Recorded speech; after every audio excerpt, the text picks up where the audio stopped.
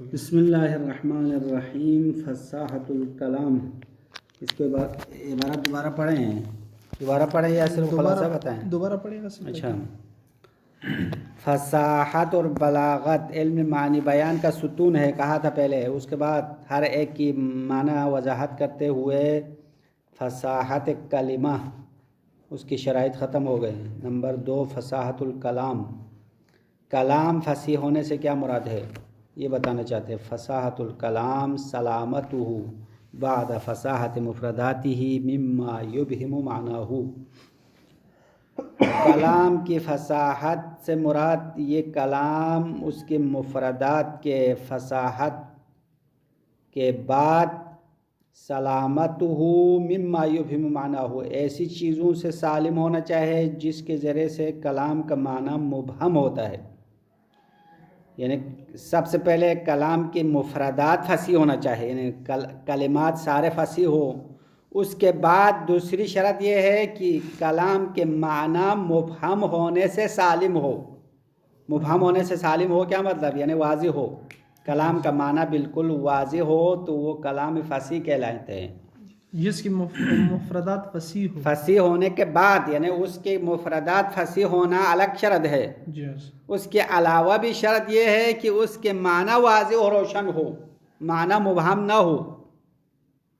واضح ہو یا نہیں ہو گیا مطلب؟ وَيَحُولُ دُونَ الْمُرَادِ مِنْهُ، اور یہ اس پر عطف ہے، یعنی مما یفہم معناہ ایسی چیزوں سے سالم ہونا چاہے جو کلام کے معنی کو مبہم بناتا ہے، اور ایسی چیزوں سے کلام سالم ہونا چاہے جو معنی مراد کے درمیان حائل ہوتا ہے. حائل یعنی پردہ بنتا ہے. متکلم کے مراد کے سمجھنے میں پردہ ہونے والی چیزوں سے سالم ہو. پردہ نہ ہو بلکہ متکلم کے دل میں جو کچھ ہے وہ واضح اور صاف صاف آپ کو سمجھ میں آ جائے. اس کلام کو کیا کہتے ہیں؟ کلام فصیح. یہ منہ کا ضمیر وَيَحُولُ دُونَ الْمُرَادِ مِنْهُ کلام کی طرف تو نا، کلام سے مراد سمجھنے میں حائل ہونے والی چیزوں سے سالم ہونا چاہیے. ترجمہ واضح ہو گیا. پورے کلام کا ترجمہ آپ خلاصہ لکھ رہے ہیں نا، اس میں لکھو اور ابھی تو چھوڑا ہے. ہاں مجھے دکھاؤ. پہلے لکھو پھر بعد میں جملہ صحیح ہوا ہے نہیں ہوا میں چیک کروں گا. وہ خلاصہ تو چھوڑ دیا، نہیں چھوڑو نا. وہ تو جب آپ نے لکھنا شروع کیا تو آخر تک لکھو، بعد میں بھی کام آئے گا. وَتَتَحَقَّقُ فَصَاحَتُهُ بِخُلُوِّهِ مِنْ سِتَّةِ عُیُوبٍ. مصنف فرماتے ہیں کلام کی فصاحت 6 برائیوں سے خالی ہونے کی صورت میں تحقق ہوتا ہے. یعنی کلام فصیح ہونے کے لیے کیا ہونا چاہے؟ 6 عیوب سے پاک ہونا چاہے، خالی ہونا چاہے. اگر 6 برائیوں سے خالی ہو تو کلام فصیح ہوگا. اگر خدا نہ خواستہ ان 6 میں سے ایک ہو تب بھی کلام خراب. اگر 2 ہو اگر ایک برائی بھی ہو تب بھی خراب ہو جائے گا نا. اسی لیے تمام برائیوں سے خالی ہو. اب یہ تمام برائی پہلے فہرست بنا رہا ہے، بعد میں ایک ایک کر کے وضاحت کر رہا ہے. آسان ہے، مشکل نہیں ہے. نمبر 1 تنافر الکلمات مجتمعاتن. کلمات اکٹھے تنافر نہیں ہونا چاہیے. تنافر سے مراد نفرت، یعنی کلمات الگ الگ نفرت والا نہیں ہے. اما کلمات ایسے کلمات ہیں جو اگر اکٹھا لائے جائے تو تنافر ہے. تو یہ تو کلام فصیح نہیں ہوگا. یعنی کلام فصیح ہونے کے لیے پہلی شرط کیا ہو گیا؟ کلام کے اندر جو استعمال ہونے والے کلمات ہیں وہ اکٹھے تنافر نہیں ہونا چاہیے. نمبر 2 ضعف التالیف. کلام کے جوڑنے میں جو کمزوریاں ہیں اس سے خالی ہونا چاہیے. یعنی قواعد نحوی کے رعایت ہونی چاہیے، قواعد نحوی کی خلاف ورزی نہ ہو. اگر قواعد نحوی کی خلاف ورزی ہو تو اس کو ضعف تالیف کہتے ہیں. تالیف میں کمزوری، یعنی کلام جوڑنے کے جو قواعد علم نحو میں بتایا ہے، قواعد نحو کی خلاف ورزی نہ ہو.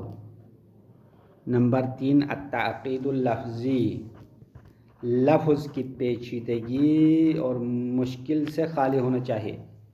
یعنی الفاظ آگے پیچھے کر کے مشکل بنا دیا ہو تو وہ کلام فصیح نہیں ہوگا، بلکہ لفظ بالکل سادہ ہونا چاہیے اور ترتیب کے مطابق ہونا چاہیے، تعقید لفظی سے خالی ہو، لفظی پیچیدگی سے خالی ہونا چاہیے۔ مشکل الفاظ میں ہاں۔ نمبر 4 التعقید المعنوی، معنی کی پیچیدگی سے خالی ہونا چاہیے، یعنی معنی بھی پیچیدہ نہ ہو، واضح و روشن معنی ہو۔ نمبر 5 کثرت التکرار، تکرار زیادہ نہیں ہونا چاہیے، اگر ایک لفظ بار بار تکرار ہوا ہے تو وہ کلام فصیح نہیں کہلائے گا۔ نمبر 6 تتابع الاضافات، پہ در پہ اضافہ ہونے سے خالی ہونا چاہیے، مضاف مضاف الیہ بار بار ہو جائے، ایک لفظ اضافہ ہو رہا ہے پھر دوبارہ اضافہ ہو آگے اضافہ ہو جائے تو تتابع الاضافات کہتے ہیں، یعنی بار بار اضافہ ہونے سے کلام خالی ہو تو کلام فصیح کہیں گے، اگر تتابع اضافات ہو تو کلام فصاحت سے خارج ہو جائے گا۔ 6 ہو گئے، نہیں ہو گئے نمبر لگا کے۔ اب سب سے پہلے تنافر الکلمات مجتمعاتن کی وضاحت۔ الاول، پہلی برائی جس سے کلام خالی ہونا چاہے، تنافر الکلمات مجتمعاتن، کلمات اکٹھا آپس میں جمع کر کے تنافر نہیں ہونا چاہیے۔ تو اس کا مطلب یہ ہوگا کہ اگر کچھ کلمات ایسے ہو جو الگ الگ رکھے تو کوئی تنافر نہیں ہے، اگر ان کو آپس میں ملائے تو تنافر ہوتا ہے اور اس کے بولنے کے لیے مشکل ہو رہا ہے، تو اس صورت میں کلام فصاحت سے خالی ہوگا۔ ان تکون الکلمات ثقیلۃ علی السمع من ترکیبها مع بعضها، مجتمعاتن تنافر ہونے کا مطلب یہ ہے کہ کلمات انسان کے کان پر سنگین ہوتا ہو، ثقیل ہو، باری ہو، من ترکیبها مع بعضها، کلمات کو بعض کے ساتھ ملانے سے سنگین ہوتا ہے۔ الگ الگ رکھے تو کوئی سنگین نہیں ہے، کوئی باری نہیں ہے۔ باری کیوں ہوا؟ من ترکیبها مع بعضها، بعض کو بعض کے ساتھ ملانے کی صورت میں سنگین ہوتا ہے۔ عسرۃ النطق بها، اور اس کے بولنے میں سختی ہوتی ہے، ایک تو کان پر باری ہے، دوسرا اس کے بولنے میں سنگین ہے۔ مجتمعاتن علی اللسان، یعنی عسرۃ النطق بها مجتمعاتن علی اللسان، یعنی ان کلمات کو اکٹھا بولنا زبان پر سنگین ہوتا ہے۔ دیکھو پورے جملے کا معنی اس طرح ہے، علی اللسان متعلق ہے نطق ہے، یعنی عسرۃ النطق بها مجتمعاتن، ان کلمات کو اکٹھا بولنا زبان پر باری ہوتا ہے۔ جی، سننا کان کے لیے باری ہے اور بولنا زبان کے لیے باری ہے۔ جی، تو یہ تو تنافر کلمات ہے، کلام میں ایسا نہیں ہونا چاہیے، اگر اس طرح ہو تو پھر کلام فصاحت سے خارج ہوگا۔ وَإِن كَانَ كُلُّ جُزْءٍ مِّنْهُ عَلَىٰ انفرادہ فصیحا، اگرچہ کلام کا ہر جز الگ الگ جدا جدا فصیح ہو، پھر بھی مجتمعاتن اکٹھا فصیح نہ ہو تو پھر کلام فصاحت سے خارج ہوتا ہے۔ وَإِن كَانَ كُلُّ جُزْءٍ مِّنْهُ، اگرچہ کلام کا ہر جز علی انفرادہ جدا جدا فصیح کیوں نہ ہو، ان وصلیہ نا، تو ہر جز الگ الگ فصیح کیوں نہ ہو، اکٹھا جب ثقیل ہو جائے تو وہ فصاحت سے خارج ہو جائے گا۔ ان کی مفردات فصیح ہو، لیکن جب وہ مفردات اکٹھا ہو تو سنگین ہو گیا تو پھر فصاحت سے نکل جائے گا۔ ہاں واضح ہو گیا نا مطلب۔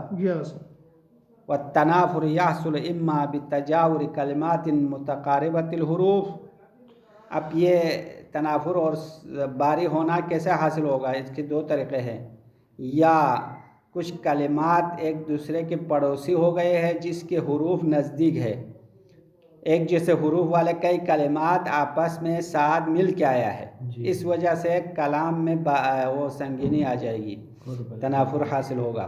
والتنافر یحصل، تنافر حاصل ہوتا ہے اما یا بتجاور کلمات، کچھ کلمات کے پڑوسی ہونے سے، تجاور یعنی مجاورت کا معنی ہے ساتھ آنے سے، متقاربۃ الحروف ایسے کلمات جس کے حروف نزدیک ہے، یہ ایک صورت ہو گیا۔ وَإِمَّا بِتَقْرِيرِ كَلِمَةٍ وَاحِدَةٍ، یا ایک کلمہ کے تکرار کی وجہ سے، یعنی ایک کلمہ ہے اس کو بار بار تکرار کیا ہے، یا حروف کو تکرار کیا ہے، یا کلمات ایک جیسے حروف والے کلمات ساتھ آئے ہیں، یا ایک کلمہ کو کئی دفعہ تکرار کیا ہے، دونوں الگ صورتیں ہو گئے نا، ایک تو نہیں ہے. اب دونوں کی مثال نیچے دے گا، پتہ چلے گا. ایک دفعہ کئی کلمات جس کے حروف نزدیک ہو وہ تکرار ہوا ہے. دوسری صورت یہ ہو گیا کہ ایک ہی کلمہ بار بار تکرار ہوا ہے. نمبر 1 وَمِنْهُ الشَّدِيدُ الثِّقْلِ. اب ان میں سے ایک ایسے ہے جو بہت زیادہ باری ہے. شدید الثقل یعنی اس کی سنگینی بہت زیادہ ہے، بولنا بہت مشکل ہو رہا ہے. کالشطر الثانی فی قولہ، اس طرح شاعر کے قول میں دوسرا مصرع، شطر کہتے ہیں شعر کے دوسرا مصرع، شعر کے مصرے کو شطر کہتے ہیں نا. شطر اول، شطر ثانی. شطر اول یعنی پہلا مصرع، شطر ثانی دوسرا مصرع. بس اس شعر کے دوسرے مصرے کے بولنے میں بہت مشکلات ہے. شاعر نے کہا وَقَبْرُ حَرْبٍ بِمَكَانٍ قَفْرٍ وَلَيْسَ قُرْبَ قَبْرِ حَرْبٍ قَبْرُ. دیکھو کتنے ایک جیسے الفاظ استعمال ہوئے ہیں سارے. قرب قبر، قرب قبر، حرب قبر، اس طرح جیسے شروع سے یہ رہا ہے. وَقَبْرُ حَرْبِ بِمَكَانٍ قَفْرٍ. یہ تو اتنے زیادہ مشکل نہیں ہے نا پہلا مصرع. دوسرا مصرع مشکل ہے. وَلَيْسَ قُرْبَ، یہ قربہ لکھا ہے، یہ غلط ہے. قربہ یہ نزدیک ہونے کے معنی. وَلَيْسَ قُرْبَ قَبْرِ حَرْبٍ قَبْرُ.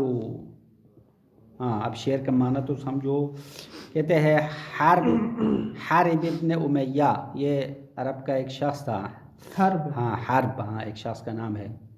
تو اس کے قاتل نے اس بیچارے کو ایک بیابان میں لے جا کے قتل کیا اور وہیں پہ دفن کر لیا.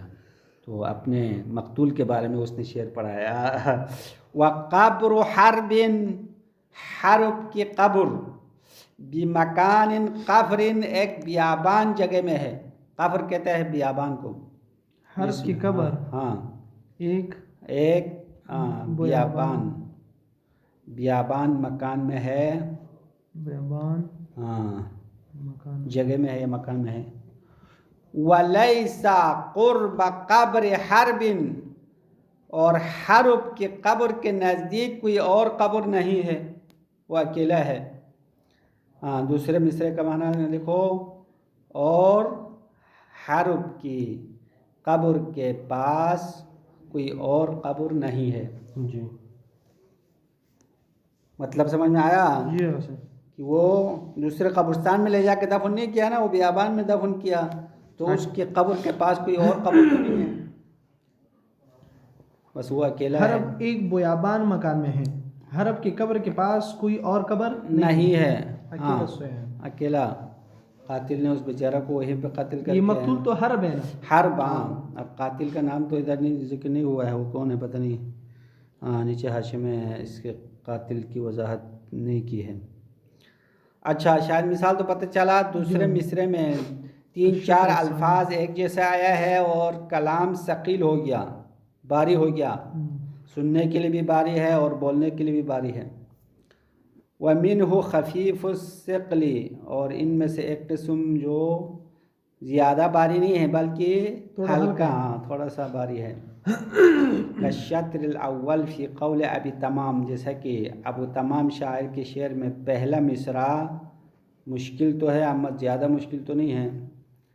تو وہ ابو تمام نے ایک شخص کے مدح میں کہا کریم متا امدح والورا معی وَإِذَا مَا لُمْتُهُ وَحْدِي. کریم یعنی وہ شخص کریم ہے. متا امدح والورا معی، جب میں اس کی مدح کرتا ہوں تو سارے مخلوق میرے ساتھ ہے. یعنی میں جب مدح کروں تو سب مل کر اس کی مدح کرتا ہے. وَإِذَا مَا لُمْتُهُ وَحْدِي، جب میں اس کی مذمت کروں تو میں اکیلا کرنے والا ہوں. لمتو یعنی مذمت. میں اس کی مذمت کرتا ہوں. ملامت سے ہے نا، مذمت ملامت. جب میں اس کی ملامت کروں تو کوئی میرے ساتھ نہیں ہے، یعنی میں اکیلا ملامت کرتا ہوں. جب میں اس شخص کے مدح کرتا ہوں تو سب مل کے اس کی مدح کرتے ہیں. تو مطلب اس کی برائی نہیں ہے. اگر برائی کروں تو میں اکیلا کروں گا، اگر مدح کرے تو سب مل کے بے شک کہیں گے، کیونکہ وہ جلسے میں کوئی بات کرے جو سننے والوں کے موافق ہو تو سب مل کے نعرے لگاتے ہیں نا، بالکل صحیح کہا کہتے ہیں، تو بولا صحیح ہے۔ آج کل تو پی ڈی ایم کی جلسہ چل رہا ہے نا، اس میں اگر نواز شریف تقریر کرے اور عمران خان کے خلاف بولے تو سب مل کے اس کے خلاف بولیں گے، اما اگر عمران خان کے جلسے میں نواز شریف کے خلاف کوئی بولے تو سب مل کے سب واہ کریں گے، تو مطلب ہر کوئی اپنے دشمن کے خلاف بولے تو پھر سب مل کے بولیں گے۔ اما یہاں شاعر اپنے محبوب کے مدح بتا رہا، کہہ رہا ہے کہ وہ محبوب اتنا اچھا بندہ ہے کہ جب میں مدح کروں تو سب مل کے مدح کرتے ہیں، یعنی سارے مخلوقات، ورا سے کہتے ہیں مخلوقات، معی میرے ساتھ ہے، سب مخلوقات میرے ساتھ اس کی مدح کرے گا۔ جب میں اس کی مذمت کروں تو میں اکیلا مذمت کروں گا۔ اس میں امداحو دیکھو یہ ایک جیسا لفظ دو دفعہ آیا نہیں آیا، اوپر کہنا مت کروں بتقریر کلمۃ واحدہ کی مثال ہے، ایک کلمہ کو دو دفعہ تکرار کیا۔ اما اوپر لیس قرب قبر حرب قبرن، یہ تو ایک کلمہ تو نہیں ہے، قرب نزدیک کا معنی ہے، قبر کا معنی قبر کا معنی حروف وہ نزدیک ہے، ہاں اس کے حروف نزدیک ہے، کلمہ الگ الگ ہے، اما نیچے جو ہے خود ایک کلمہ کو تکرار کیا ہے، اس طرح ثقیل ہوئی ہم۔ اب یہاں تک کلام فصیح ہونے کی پہلی شرط ختم ہو گئی، یعنی تنافر کلمات سے خالی ہونا چاہے، بات ختم۔ الثانی دوسرا، وضعف التعلیف، یعنی کلام جس برائی سے خالی ہونا چاہے وہ تألیف کی کمزوری سے خالی ہو، کلام کو جوڑنے میں جو برائیاں ہوتی ہیں نا اس سے خالی ہونی چاہیے، کہ ان یکون الکلام جاریا علی خلاف ما اشتہر من قوانین النحو المعتبرۃ عند جمہور العلماء، یعنی کلام ان قوانین کے خلاف جاری ہوا ہو جو نحو کے قوانین میں مشہور ہے، المعتبرۃ عند جمہور العلماء، وہ قوانین جو اکثر نحویین علماء میں معتبر ہے، اکثر نحویین کے پاس معتبر ہے، ان قوانین کے خلاف جاری ہوا ہو، ان قوانین معتبرہ کے خلاف جاری ہوا ہو تو کلام میں کمزوری ہے، ضعف تعلیب ہے۔ تو اس مطلب کا الٹ نکالو تو کیا ہوگا، کلام اگر قوانین مشہور کے مطابق ہو تو کیا ہوگا، فصیح ہوگا۔ ہاں یہی ہے۔ اب قوانین نحو کی خلاف ورزی کی دو تین مثالیں دیتے ہیں۔ نمبر ایک، کوصل ضمیرین، ایک جگہ پر دو ضمیر متصل لانا، یہ قانون نحو کے خلاف ہے۔ اگر دو ضمیر آ جائے ڈبل تو ان میں سے قانون کے مطابق ایک کو ضمیر منفصل لانا ہے، سمجھ میں آیا؟ ہاں یہ سوتی وغیرہ میں بھی پڑھا ہے۔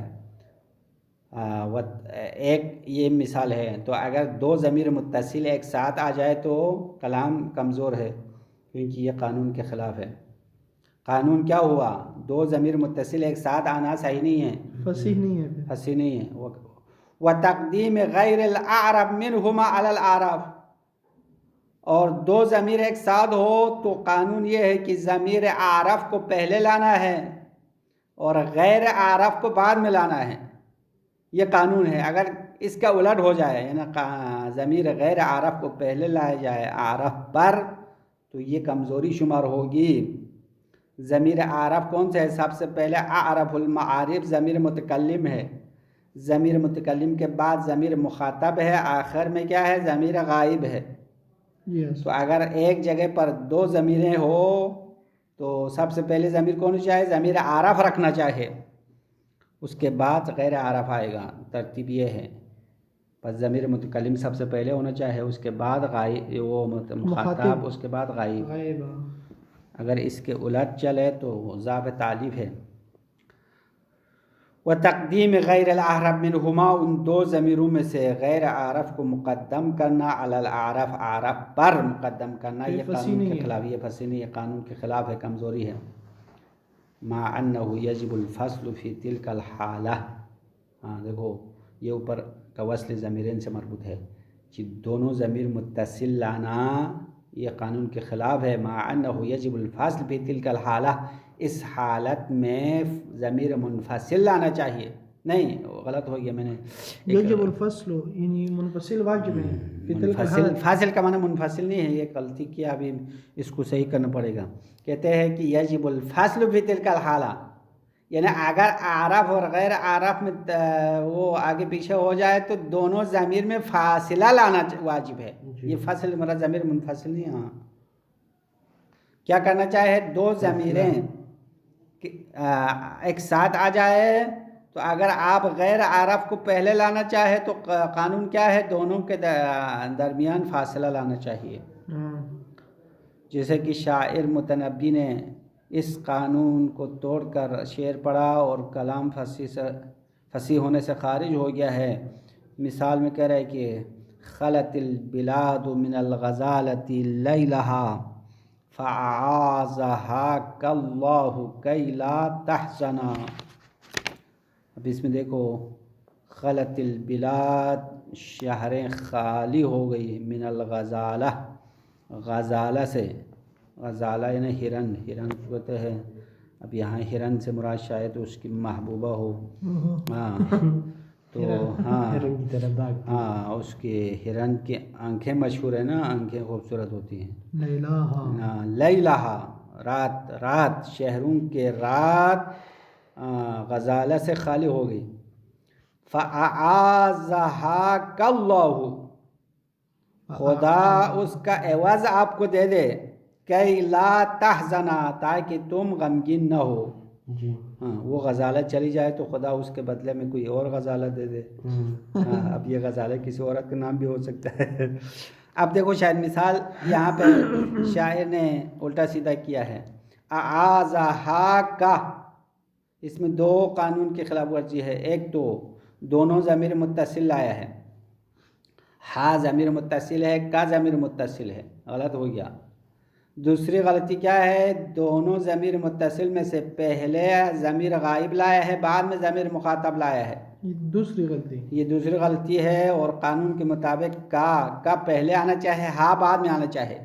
کس طرح پڑھنا چاہے, فَأَعَاذَكَهَا اللَّهُ, یا اصل اس طرح اگر بالکل صحیح پڑھے تو فَأَعَاذَكَ إِيَّاهَا, دوسری ضمیر منفصل لانا ہے.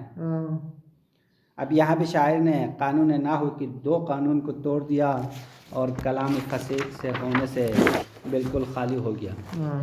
اب اس کی ہم بھرپور مذمت کرتے ہیں, شاعر نے ایسا شعر کیوں پڑھا. تیسری مثال دے رہے, وَكَالْإِزْمَارِ قَبْلَ الذِّكْرِ مَرْجِعِهِ لَفْظًا وَرُتْبَةً وَحُكْمًا فِي غَيْرِ أَبْوَابِهِ. ضمیر کے مرجع آنے سے پہلے ضمیر لانا, اضمار قبل ذکر کہتے ہیں نا. علم نحو میں پڑھا ہے کہ ضمیر کا قانون کیا ہے, پہلے مرجع آتا ہے اس کے بعد ضمیر آتی ہے. مرجع ذکر ہونا, ہاں مرجع پہلے ذکر ہو. تقدم ذکرہ لفظاً و رتبتاً و حکماً کہا. ضمیر غائب کا قانون یہ ہے کہ ضمیر کا مرجع پہلے ذکر ہوتا ہے, یا لفظاً ہوتا ہے, یا رتبے میں پہلے ہوگا, یا حکماً پہلے ہوگا. اما اگر کہیں پہ ضمیر کا مرجع آنے سے پہلے ضمیر لائے تو اضمار قبل ذکر کہلاتے ہیں, اور یہ قانون کے خلاف ہے. اما 5 ابواب میں جائز ہے, 5 ابواب جس میں خصوصی طور پر حکومت کی طرف سے اجازت ہے, ہاں وہاں پہ اضمار قبل ذکر ہو سکتے ہیں. اس کے علاوہ ابواب میں اگر اضمار قبل ذکر ہو تو قانون کے خلاف شمار ہوگا. لفظاً رتبتاً حکماً, تینوں حالتوں میں ضمیر کا مرجع آنے سے پہلے ضمیر آنا خلاف قانون ہے. اور اس کے ابواب یہاں نیچے حاشیے میں بتایا ہے, اور نحو میں بھی تفصیلاً آپ کو بتایا کہ اضمار قبل ذکر کے باب نعمہ اور بیسہ میں ہے, ایک تنازع العاملین میں ہے, 2 ضمیر شان اور ضمیر قصہ میں ہے, 3 ربہ میں ضمیر پہلے آ سکتی ہے, بدل میں ہے, مبتدا مفسر بالخبر. ہاں یہ چوتھا تقریباً 5. تو خلاصہ 5 ابواب ہے, 5 ابواب میں ضمیر پہلے آنا ٹھیک ہے. ضمیر غیر ابواب یعنی ان ابواب کے علاوہ میں, اگر ان ابواب میں ہو تو یہ تو جائز ہے نا, اجازت ہے نحویین کی طرف سے. تو یہ مخصوص ابواب استثناء ہو گیا. ان استثناء شدہ ابواب کے علاوہ دوسری جگہوں میں اضمار قبل ذکر ہو تو یہ غلط ہوگا. نہیں سمجھا کیا؟ سمجھ گیا. کل اضمار قبل ذکر مرجی ہی ضمیر لانا، اضمار کا معنی ضمیر لانا، اس کے مرجی کے ذکر کرنے سے پہلے لائے، لفظاً وہ ذکر ہو، رتبتاً ذکر ہو، حکماً ذکر ہو، فی غیر ابوابہ اس کے اپنے مخصوص ابواب کے علاوہ میں. اب یہاں پہ ایک شعر پڑھا ہے، اس شعر میں شاعر نے اضمار قبل ذکر کیا، یعنی مرجع آنے سے پہلے ضمیر لایا ہے. نہ ہو ولو ان مجداً اخلد الدہر واحدا من الناس ابقى مجده الدہر مطعما. مطعم ایک شخص کا نام ہے، مطعم.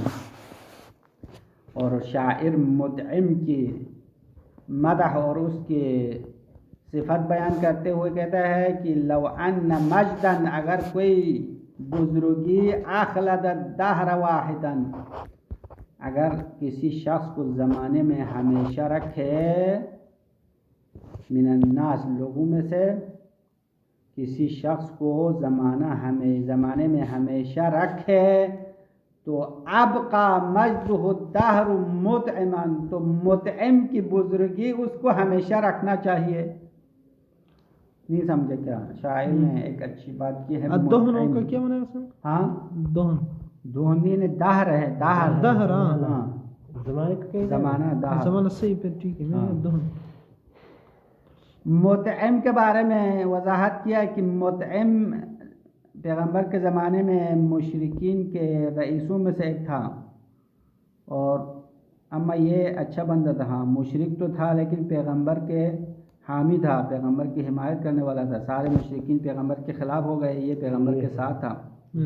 اور یہ بندہ بہت اچھا بندہ تھا اور اس کی بزرگی ظاہر تھی. تو شاعر نے اس کی مدح بیان کیا کہ اگر کسی بندے کو اس کی بزرگی ہمیشہ رکھے تو یہ مطعم رکھنا چاہے، کیونکہ مطعم کی بزرگی زیادہ ہے. مطعم کی طرح ہو. ہاں، یعنی مطعم کی طرح ہو جو اپنے اندر بزرگی والا صفت رکھتا ہو، تو زمانے میں یہ زیادہ رہنے کے قابل ہے، زندہ رہے ہمیشہ کے لیے. یہ اخلدہ کا کیا معنی؟ اخلدہ ہمیشہ رکھنے کا معنی ہے، جیسے کہ قرآن میں نا ہم فیہا خالدون، خالد اخلد یہ سب جو ہے ہمیشہ کا معنی ہے نا. ہاں، ابھی شعر کا معنی دوبارہ سنو بھائی، آپ نے ایک ایک لفظ میں ٹائم لگا دیا. ولو ان مجداً، مجد کا معنی کیا ہے؟ بزرگی. اگر بزرگی اخلد الدہر واحدا من الناس لوگوں میں سے کسی ایک بندے کو زمانے میں ہمیشہ رکھے، تو ابقى مجده الدہر مطعما تو مطعم کی بزرگی اس کو ہمیشہ رکھنا چاہیے. اب یہاں شاید مثال یہ ہے کہ یہ مجدہ والی ضمیر کہاں ہوتی ہے؟ مطعم کی طرف ہوتی ہے. تو مطعم تو بعد میں آیا ہے، ضمیر پہلے آیا. اضمار قبل ذکر ہوا ہے نہیں ہوا؟ جی. یہ قانون کے خلاف ہے. اور وہ ابواب جس میں اضمار قبل ذکر جائز قرار دیا ان میں سے بھی نہیں ہے. تو یہ فصیح کلام نہیں، کلام فصیح نہیں ہے. اصل میں قانون کے مطابق یہ ہونا چاہیے کہ ابقى مطعما مجدہ الدہر، مطعم پہلے آنا چاہیے تھا، اما شاعر نے مطعم کا نام آخر میں لایا. تعقید معنوی بھی شروع پڑھیں گے یا نہیں پڑھیں گے؟ تعقید لفظی نہیں، تعقید معنوی ہے بعد میں. تعقید لفظی اور تعقید معنوی الرابع بعد میں ہے. ابھی آپ پڑھنے کی طاقت ہے تو تعقید لفظی پڑھ سکتے ہیں، تعقید معنوی انشاءاللہ کل شروع کریں گے. کافی ہے، طاقت ختم ہو گئی. وصلی اللہ علی محمد وآلہ الطاہرین. 28 منٹ ہو گیا، 29 منٹ آغاز.